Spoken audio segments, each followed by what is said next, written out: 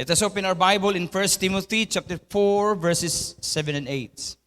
1 Timothy chapter 4, verse 7 and 8. Kung abler ninyo ang inyong mga Biblia o ang inyong mga electronic Bibles nga nasa inyong mga smartphones, magampo na kita.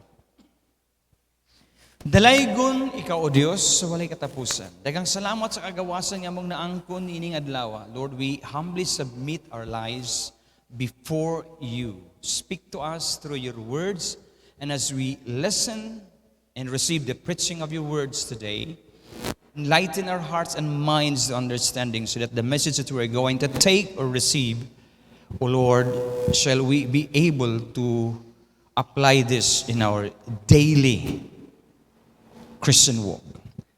Daghang salamat, Lord. Amo kining giampo sa pangalan lamang ng Ginoong Hesus. Amen ug amen.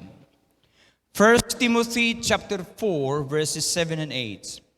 Having nothing to do with godless myths and old wives' tales, rather train yourself to be godly.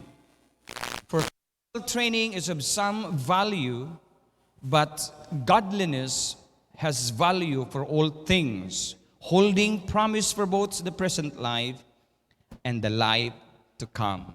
In a scripture passage, I will be preaching a sermon entitled In Pursuit of Godliness in a Godless World. In pursuit of godliness in a godless world.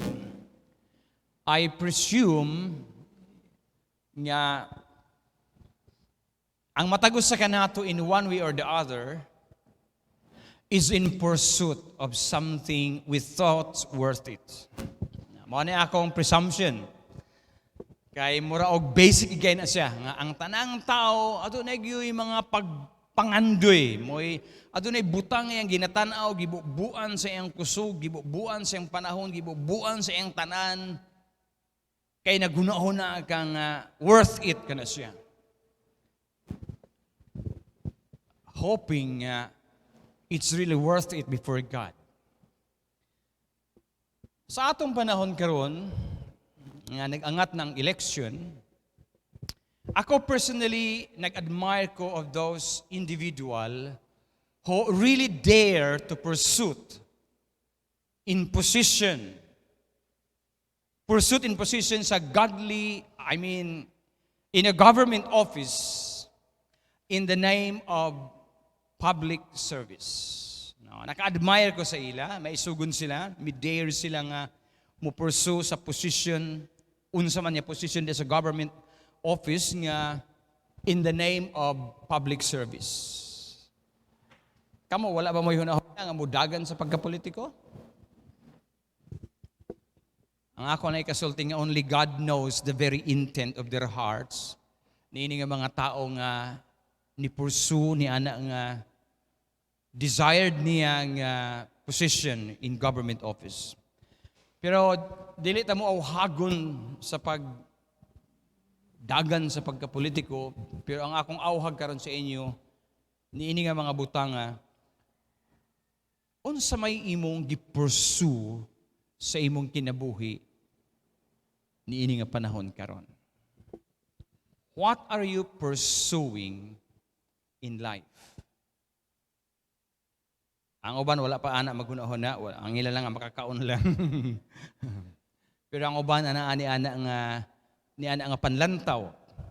Now, looking at the context sa atong main text nga gibasa 1 Timothy chapter 4 verses 7 and 8. Looking at the context, after Apostle Paul prophesied or predicted that in the last days, there were some of those believers nga mubiya sila, muabandon sila sa ilang pagtuo diha sa pagkakristoano o pagtuo sa Dios. They will follow the deceiving spirits. And so right then, outrightly, Apostle Paul instructed Timothy to encourage believers, including you and me, including us, to really pursue godliness. Ato ba yung nahibaluan niya kung si Apostle Paul sa milabay ng daghang mga siglo ug katuigan, nagisgod siya about sa ina nato dili maayo degrading nga condition sa society in the last days, and we are now in the last days. Kung nag-awhag siya, nagpahibalo siya niini sa iya nga time nga adunay mga tawo mubiya sa ilang pagtuo, unsa pa kakaron sa atong panahon? The point is, kini nga instruction ni Apostle Paul to Timothy is indeed very timely, relevant, crucially important, especially for us today believers living in this godless world. As we can see sa atong palibot, society is not a Christian. Generally, we live in nini nga kalibutan niya very ungodly, daw sa walay laing gitan-aw kundili ang unsalay gusto niya sa iyang kinabuhi. So that's what make this sermon, I think, especially makes it important and timely para sa ato. Tungod kay ang unsay gisulti ni Apostle Paul before, gakaklaro na sa atong panahon karon. Dugang pa niana, things are not improving sa atong kalibutan nga gipuy-an, but rapidly getting worse and worse ang sitwasyon nato. As we realize that as the end times approaches so fast sa atong panahon karon, atong nakita ug namatigdan niya, wickedness abounds. Almost every corners imong makita. Temptations get stronger and stronger. And Satan puts greater pressure upon the people of God, inciting people and enticing people to conform to the world system. Mao ni ato mamatigdan, mao ni ato makita. Especially in the nowadays wherein ang technology is so much highlighted. Siguro tungod kay dakong advantage man gid pod, no?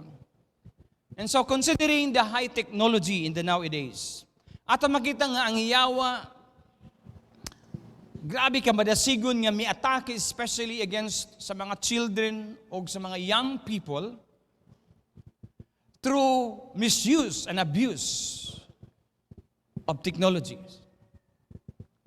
Tanawa ra gud sa atong panimalay, o ka sa atong mga silingan na lang, o ka sa bisan asa imong makita. Mga kabataan, mga young people, and of course, ayog ingna nga kamo nga mga adult, wala kay nabay apog koy mga nadunggan o nakita nga mga adult nga they were so engrossed of using this. Nakaingon nahimo kini siya nga epektibo nga instrumento or tools nga nagamit sa yawa sa pag-atake sa mga katawhan. And that makes this subject all the more urgent and all the more important. Kaya kining atong mga kabataan, kining atong mga batanon, willing, mahimo ni sila nga mga leaders sa church, willing, mahimo sila nga mga leaders sa atong community, sa atong nasod. Amen ba ta, mga batanon? Ang uban sa inyo, nagkita na ko, mahimo mong presidente, mahimong magsugod sa purok, o sa asosasyon, o asa na lang. And so we need, therefore, to be reminded niini nga importante nga kamatuoran, and not only be reminded but also be instructed concerning our calling as God's people. We are called by God to a holy, spotless, blameless, radiant life. Look at your Bible in Philippians chapter 2 verses 14 to 16. Wala sa itong slide, pero na imong Bible, it says, "Do everything without complaining or arguing, so that you may become blameless and pure, children of God without fault in a crooked and depraved generation, in which you shine like stars in the universe, as you hold out the word of life." Mao na ang calling sa church, mao na ang atong calling. Nga magpuyo kita niini nga kalibutan, niini nga society nga radiant, pure, blameless, spotless church and believer as an individual.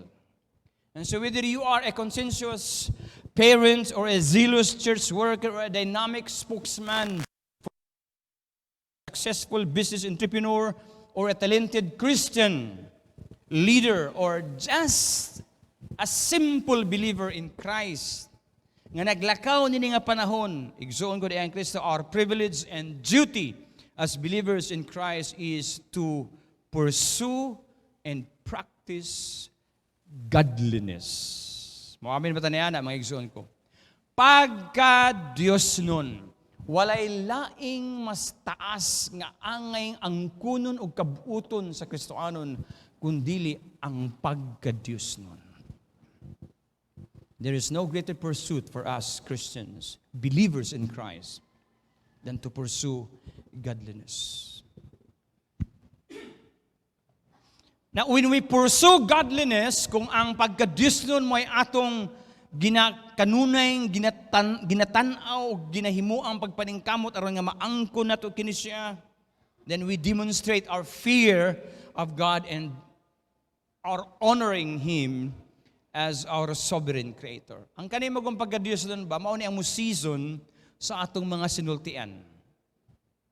Kining pagka-Diyos nun mao ni ang maipakita nato nga ebidensya nga adunay nagpuyo sa sulod sa atong kasing-kasing, the Holy Spirit.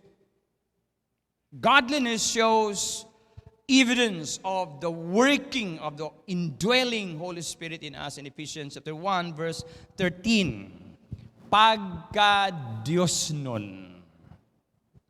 Inamduman ba yan nato sa time ni Noah before ang Ginoo nagpakanaog og tubig para lunupan ang tibuok kalibutan? Nangita siya tao nga matarong og Diyos nun. Og sa tibuok, sa kangit-ngit kalibutan, adunay gamay lang nga nag-flicker ito, nagsiga, nga mao si Noah. O sa kataong Diyos nun. Mga igsoon ko di ang Kristo sa atong panahon usab unta makita sa Dios sa kangit-ngit sa kalibutan, makita unta sa Dios nga di lang usara ang nagsiga kundi daghan ang nagsiga diha sa pagka-Dios nun. Amen. Ikaw ba kana? Oo, pastor. Praise God. Pero ato unang himay-mayon og maayo kini nga mga butanga. Unsa may buot ipasabot sa pagka-Dios nun? What does godliness mean? Or what does it mean to be godly? Ang pagka-Diyos nun ba nagpasabot nga magpuyo na ka dito sa kabukiran, layo sa kabihasnan? Being godly doesn't mean living high up on the mountains away from the hassles and bustles in life, in the urban. Mao ba na ang buot ipasabot sa pagka-Diyos nun? Ang pagka-Diyos nun ba nagpasabot nga kinahanglan matigulang ka, bunguto na ka og puti nga bungot, buhok puti? Nagpasabot ba nga mahimo na kang Diyos nun kung taas ka mo ampo, dugay kang mahumanog mo ampo? Or being godly doesn't mean you have to live in a monastery just to be godly. Mao ba na ang buot ipasabot sa pagka-Diyos nun, magmungha na lang ta, magpalayo ta sa mga tao, muampo ta og taas, magsanina ta og taas po, taas na lang ang tanan, apil na ang gasolina. Ngayon, apil man ang gasolina, pastor? Pasensya kay walang nako napugni nga nabalintong ang kutsi dito sa gasoline station pagkakita sa presyo sa gasolina. And can a person be godly and yet competitive in business? Achieve financial success? Pwede ba siyang ma-Diyos nun? Now, how about this? Igsoon ko ni ang Kristo. Pwede ba ma-Diyos nun ang usa ka Kristohanon nga adunay daghang struggle sa kinabuhi? Pwede ba mahimong Diyos nun ang usa ka tawo nga wala pa siya ligon niya theological mindset sa iyang kinabuhi? Or wala siya basa-basa og mga missiology or missionary biographies, or walay basa-basa sa mga Christian books, pwede ba siya mahimong Diyos nun? Can anybody in that category be a godly Christian? Unsa may imong harong ug panlantaw sa taong Diyos nun? Mga igsoon ko ang Kristo, for us to be free from envy and critical thoughts, kinahanglan niya atong i-remind ang atong mga kaugalingon nga ang Dios wala magtan-aw sa gawas, sa outward. In 1 Samuel chapter 16 verse 7, God looks on the heart. Amen. And so therefore, whatever we may say godliness, it's not in skin deep.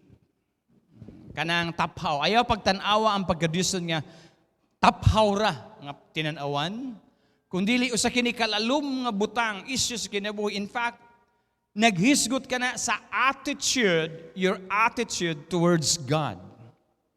It is something below the surface of life, deep down in the realm of an attitude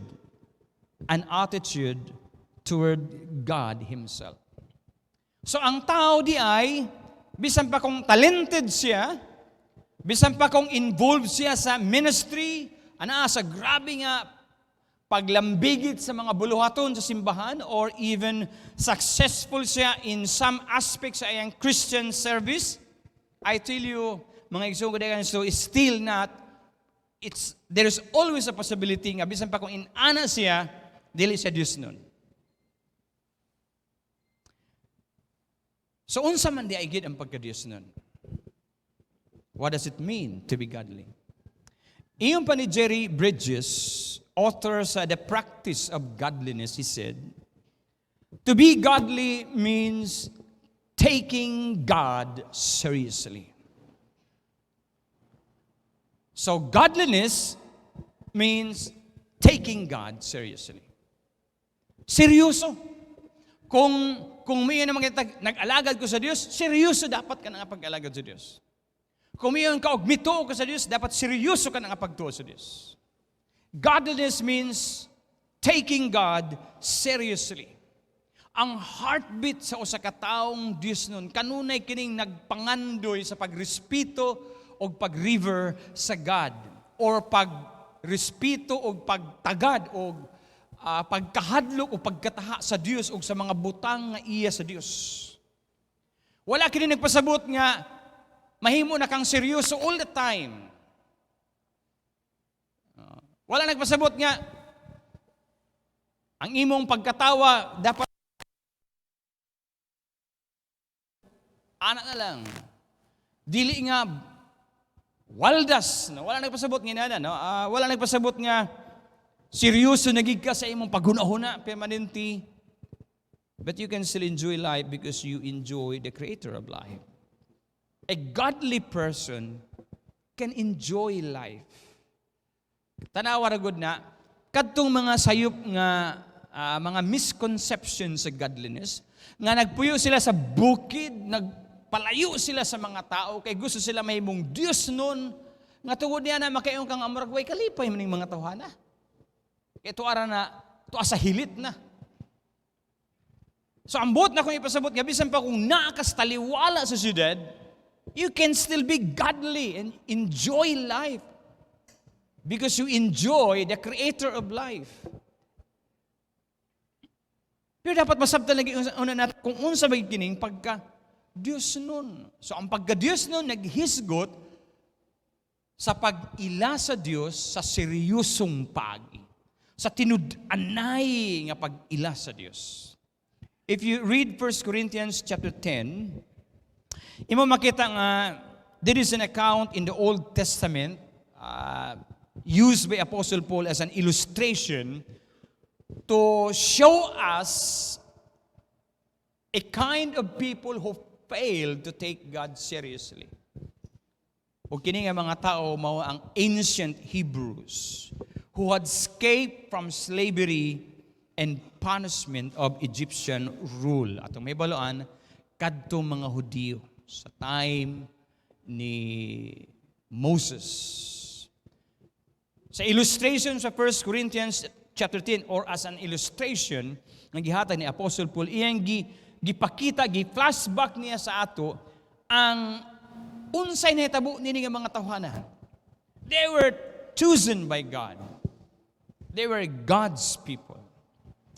Sa ilang journey from the land of captivity, the land of Egypt, to the land of promise, the land of Canaan, the land of promise, ato makita nga na-witness nila ang mga milagro nga gibuhat sa Dios sa ila.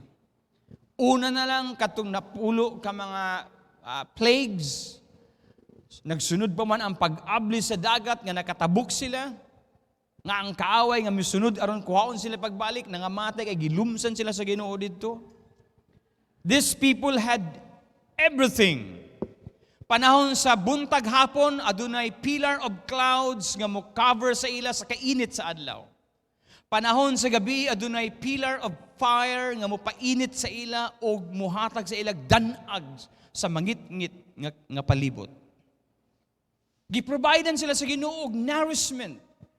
Mga pagkaon, manna from heaven, the bread of heaven, gipakanaog sa ila kada adlaw. Gipainom sila og purified water, distilled water nga nigawa sa bato. So meaning ka sa bato, gikan ni basta na lang ni gawas ang tubig sa dako kaing bato nga nagsunod-sunod sa ila. Distilled water gito siya. Purified water. And they were surrounded by unparalleled privileges. Ang ilang mga sanina, wala basta nga madugta. For 40 years, ang ilang mga sandal, wala mga hilis. Inaana ang pribileyo nga ilang naangkon. They had been given a privilege or legacy of godliness. Ngani, matapos sa katao, matapos sa Bible scholar, he said that these people would be the personification of godliness. Emblem sila. Usa sila ka nagpakita sa pagka-Diyos nun. But they were not. Iyon pa ni Apostle Paul in 1 Corinthians chapter 10 verse 7. Kining mga tawhana gipanis sa God dito sa wilderness. 1 Corinthians 10:5, but God was not pleased with most of them, for they were struck down in the desert. Ano man? Unsa may problema? Nganong gipampatay man sila sa Ginoo ngadto sa kamingawan, unsa may nahitabo dai nining mga saints people, the chosen people of God, favored people of God. Unsa may problema nila? 1 Corinthians chapter 10 verse 7, yung pa ni Apostle Paul, don't become idolaters, as some of them were, as it is written, the people sat down to eat and drink and got up to play. So kini mga tawhana nahimo mga idolaters. They lacked reverence and awe of God for God. They became hardened to the divine. They did not mean business with God. Their relationship with Him became mockery. So mauni ang klase sa mga tao. Wa ta magdahong nga mainani sila, favored by God, blessed by God. Personification of godliness, so to speak. But they were not. They were judged and punished by God in the wilderness. Unsa nga klase ang pagka-Diyos niya nasa ila? Iyon pa ni Apostle Paul in 2 Timothy chapter 3 verse 5, having a form of godliness, but denying its power, having nothing to do with them. Diyos nun, o nangiyon niya, Kristiyano ka nga sa nguso, hindi naman sa puso. Ang imong sinultian, murag Kristoanon, murag Diyos nun, pero sa kasing-kasing o sa binuhatan, wala magpakita sa pagka-Diyos nun. Having a form of godliness but denying the power of God, resulting the transformation sa kinabuhi. Sa mga tanda lang ko sa inyo karon o kamo nga nasa inyong panimalay, do you take God seriously? Brad, Ter, kamong tanan niya natin karon dinhi. Ato bang seryoso ning atong pag-ila sa Dios? Mga igsoon ko di ang Kristo. Seryoso ba gid ta sa atong pagkakristoanon? Seryoso ba kita sa atong pagpangalagad sa Dios? Sa atong pagka-Diyos nun? Hallelujah. Amen. Yes, Pastor. Seryoso mi, Pastor. Tinarong na kita karon. Kaya hapit na mo balik ang Ginoo. Mo manggani ang kini nga mensahe may atong giwali kay hapit na mo balik ang Ginoo. Kaya ang iyang pangitaon mga Diyos nun yung mga tao. But how do we know if a person is godly? Or ikaw mismo, how do I know nga Diyos nun di ay ko? Nga seryoso di ay ko sa Diyos? Or how do you know if you are radiating the aura or the sensation or the awareness of godliness? Before na ako na ipadayon mga igsoon, paminawan ng insakto. Our good works do not make us godly. Our talents, our abilities, our spiritual gifts, our religiosity do not make us godly. Kaya na maklaro tani karon. Dili ang atong mga maayong binuhatan, dili ang atong pagkabuutan, dili ang atong pagkarelihiyoso, dili ang atong pagkatalento, dili ang unsay atong abilidad o kung kinsa ta karon mo ay nakapahimo ka natong Dios nun. Kay kana nga mga butanga resulta ra na sa imong pagka-Dios nun. Pero do nagyoy nakapahimo kanimong Dios nun nga midalag resulta ni anang mga butang nga akong gisgutan. And so what makes us godly? How do we know that I am godly? Ato ni tulo ka butang nga akong ipaabot sa inyo. Una, makayon kita nga kining tawhana Dios nun kung kining tawhana adunay kauhaw sa Dios. Subliun ko lang, dili lagi ang atong pagkabuutan mo ay nakapahimo ka natong Dios nun. Ang atong pagkabuutan karon resulta ra na sa atong pagka-Dios nun. Nahimo kitang Dios nun, una, tungod kay doon na kita'y kauhaw sa Dios. If we want to be godly, then we must desire for God. A classic example in the person of King David. Kung atong mabasa, si David was such a man, a godly person. Kaya nga naman, because he intensely expressed his longing for God. Look at your Bible in Psalm 42 verse 1 and 2. It says, "As a deer longs for streams of water, so I long for you, God. I thirst for God, the living God. When can I come and appear before God?" Now look at King David. Kung atong tinambanon, mas buutan pa man siguro taba kung tanaw na to sa outward. Murag mas buutan pa ta kay King David. Ikaw, wala ba man kakapatay og tao? Si King David, daghan na magipampatay. Si King David, naasay daghang mga flows, mga sayo. Nahug siya sa adultery, murder, na mga time nga disobedient siya sa God. At doon ay daghang mga kapakyasan niya, and yet he was counted as one of the godly person. Why? It's not because of what he had done, but because of his attitude. Nga gi-express niya by having that constant, intense thirst for God. Kana. Sa nagkanunay si King David sa pagpangandoy, sa pagduol sa Diyos, sa kanunay siyang muduol sa presensya sa Diyos, tanan niyang mga flows, hinay-hinay kining ipangtanggal sa Diyos. And of course, he was forgiven by God and cleansed by God. Kaya nga naman, tungkol kay permanente siya muduol sa presence sa Lord. Another scripture is in Psalm 27 verse 4. He said, "One thing I ask of the Lord." Of course, everything are almost na nasa iya. But then he desired for one thing, and he said, "This is what I seek." Unsa na siya? "That I may dwell in the house of the Lord all the days of my life, to gaze upon the beauty of the Lord and to seek Him in His temple. Kana mo'y nakapahimo kaniyang Dios nun. Dili ang unsa may iyang maayong binuhatan, oo na aman, kundili ang iyang pagpangandoy kanunay sa Dios. Inaanay mo ko ng itabo, mga igsoon ko na ang Kristo. Kung kanunay tang mangandoy sa Dios ang atong desire, magaka-purify kini. Ang atong mga motibo, ma-purify kini. Ang atong mga sinultian, ma-purify kini. Everything in us, ma-purify kini kung ang atong kasing-kasing kanunay nagpakita o kauhaw o pagpangandoy sa Dios. Amen, mataniana.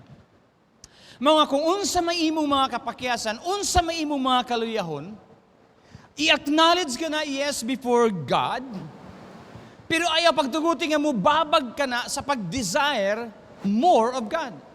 Tungod kay the more you desire God, kanang tanan mga hilis ka na in the presence of God.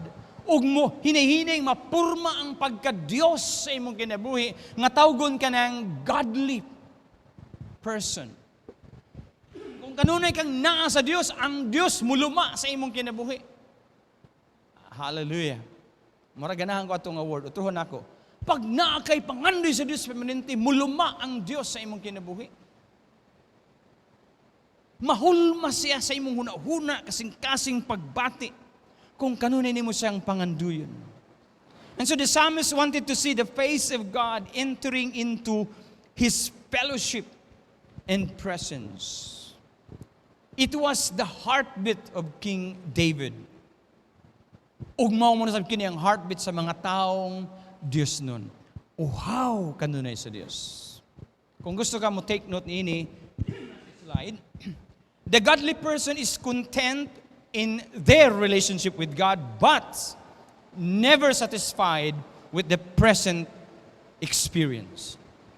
Why? Because he always yearned for more of God.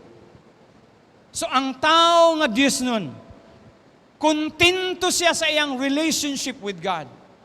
Pero wala siya matagbaw sa usalang ka-experience. Kay nangandoy siya nga makasinati pa kanunay, kada adlaw iyang masinati ang presensya sa Dios sa iyang kinabuhi. Ug kana may makapahimo kaniyang Dios nun. So do you have such an intense in pursuing God? Naabatay kauhaw kanunay sa Dios. Or kauhaw panahon lang sa Domingo. Uy, hala, Domingo na. Giihaw na puggo. Nya pagka-Lunes, Martes, Miyerkules, Huwebes, Biyernes, wala giuhaw sa presence sa Lord. Nya pagka-Sunday, uhaw na pod. So kung inaana man di ay kada Lunes, kada Sunday na ta mahimong Dios nun. Pagka-Lunes, Martes, Miyerkules, dili na Dios nun. Pagka-Domingo, madis na po, dili po siguro. Amen, dili po siguro. Kada adlaw, amen. Ang atong pagpangandoy sa Dios, dili lamang sa adlaw Domingo, kundi matag karon og niya. Here's another thing. Makaingon ta nga kinintahuan na Dios nun, o makaingon ta nga ako, ikaw, Dios nun, kung ang atong focus kanunay sa Dios. The pursuer of godliness focuses attention on God in all things at all times. Ang focus sa God. Unsay trouble and tragedy sa mga modern people in the nowadays, ang atong problema, ang atong harong, ang atong challenge mao kini. We tend to divert our focus away from God. Sa atong time karon. It's simply because of the many things surrounding us or things around us. Like, dagay attractions. Diba? And all of those advertisements daw sa mga may kanunay kanato, dali, diri. Palit ini, kuha ini, gamit ini, dali, diri. Ato makita ang kalabutan. Daghan kay siya og mga gi-offer nga mga maayo sa ato that would somehow mislead us or lead us away from God. And so it's quite possible for us to become an idolater. I mean, wala ako nagpasabot nga magsimba tag larawan, but an idol is anything that draws our attention and adoration away from God. So unsa may mga butang nga makapawala sa imo sa Dios, o unsa may mga butang nga makapaaghat kanimo nga inay magsimba ka sa Dios, wala na nung ka nakasimba, o ka inay nga magbasa ka sa Bible, practically naadto ka sa lain, inay nga magampo ka, wala na ka makaampo, kay tuwa na ka sa asaman, unsa man. Anything, including relationship, possessions, positions, dreams, desires, ambitions, and everything. Kung kining mga butang nga makapa-away sa imo from God, kay diha na ang imong focus na nga mga butang nga, nahimo na nga idol nimo, o nahimo kang idolater. And idolatry must have been also a problem in time of Apostle Paul. Mao na problema po ni Apostle Paul. I mean, sa ilang panahon, kanang nahimo silang mga idolaters. Now, look at the two letters of Apostle Paul to Timothy. Ang subject ngayong gisgutan emphasize on godliness, and when he discussed godliness, gitanaw kaniya in reference to two distractions in the pursuit of godliness.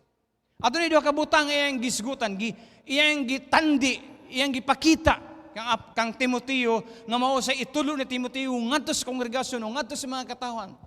So Apostle Paul, as he discussed godliness in reference to two distractions which are in 1 Timothy chapter 4 verse 7 and 8, sa atong gibasa ganina, mato pa diha.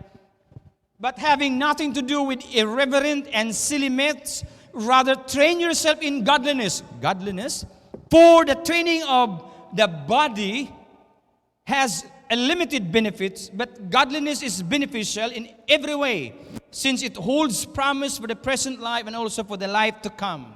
Unsay distractions mo distract sa imo, nga gimension ni Apostle Paul, in the pursuit of godliness, the bodily exercise. Bodily exercise. Here's the second. Ato ra ng tipakon niya. The second one is in 1 Timothy chapter 6, verse 6, verse 10 and 11. And he said, but godliness, okay, gimension na po niya ang godliness, but godliness with contentment is a great gain. For the love of money, iyang gitandi niya, gitapad niya sa kwarta. For the love of money is the root of all kinds of evil, and by craving it, some have wandered away from the faith and pierced themselves with many pains. Now you, man of God, run from these things, but pursue righteousness and godliness. The second distractions nga gimension ni Apostle Paul in his day nga nakababag in the pursuit of godliness is money. Sa mao ni ang duha ka butang nga nahimong kakompetensya in the pursuit of godliness sa time ni Apostle Paul, which of course is evident in our times as well. Ato makita nga mausab kini ang kakompetensya karon, ang kaagbat sa atong pursuit sa godliness, the bodily exercise and the monetary gain. Sa unsang paagi, sa unsay harong inani. Of course, kini nga mga butang wala may problema ni ini. Pero kung ibutanan nimo sa taliwala nimo og sa Dios, mahimo na ng problema. Now, sa atong time karon, physical fitness and monetary gain are upon us. Hatagan na lang ng tao gamayng highlight. During sa COVID time, we are still in the COVID time, ending time. Hinaot ng ending time na nga. Paghuman sa election, wa na gyud. Ang problema, paghuman sa election mo, balik na pod. Medyo magduda na tana. But anyway, so niatong 2020, 2021, ang nahitabo halos sa mga tao nakatuara sa balay, ang trabaho skeletal na lang, no, 'di ba? Di na ta 8 hours o ang uban maka 8 hours pero work from home. So doon ay daghang mga naapektuhan nato ang atong movement, ang atong mobility naapektuhan. And so unsa gibuhat sa kadaghanan sa ato nga gipanglaay dito sa ilang balay? Nagtanom-tanom na lang sila. Pero sa sayo sa buntag, nag-exercise sila. Including those affected nga to sa quarantine area, gipa-exercise sila dito. Meaning ang health consciousness kung dili man gi-revive pero gi-instill sa ato. Nga dapat himsog ta, healthy ta. Aron nga maka-fight back ang atong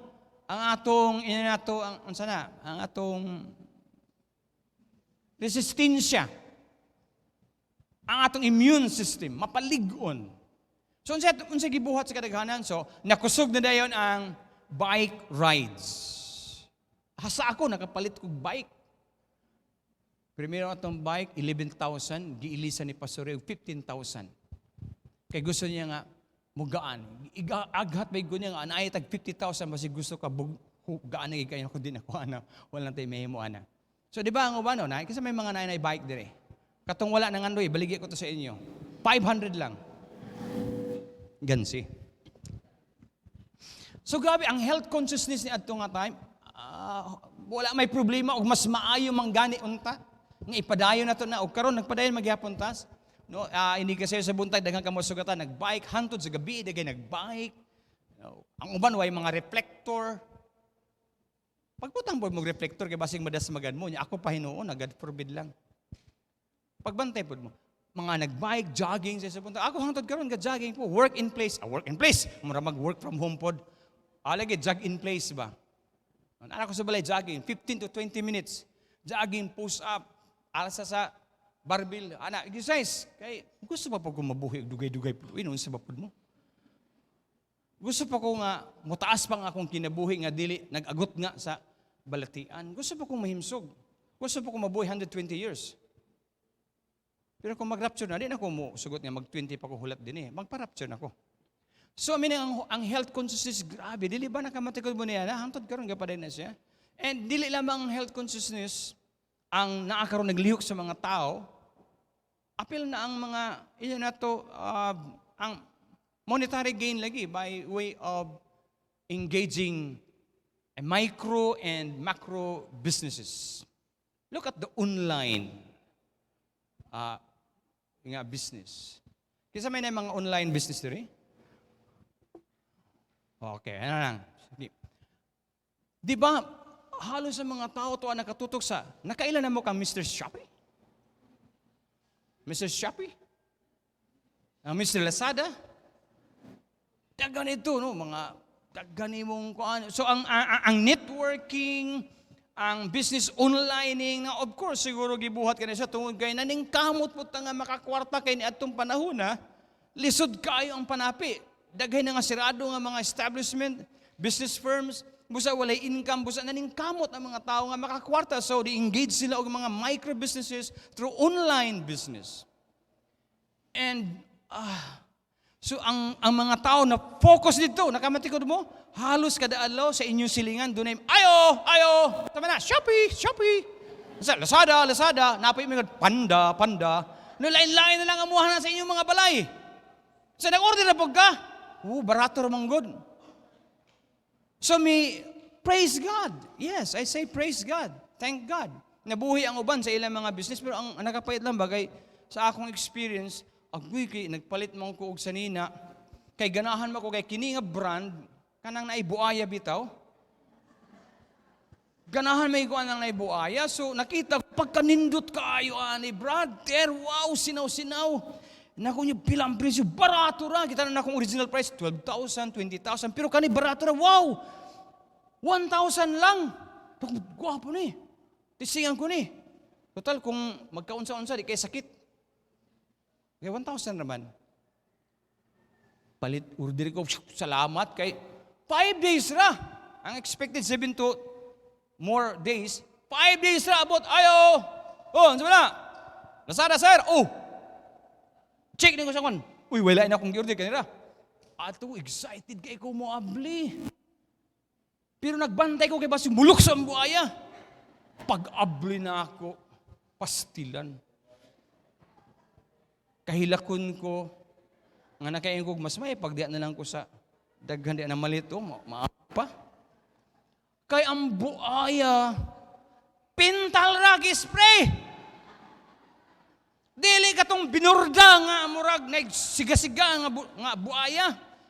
Kay yung kundi pa lang ko ato kasoanon, gisiun ko gini sa tubangan ako. Sa ako ra pa nga tubangan. Pina ko nga manang hindi na akong asawa.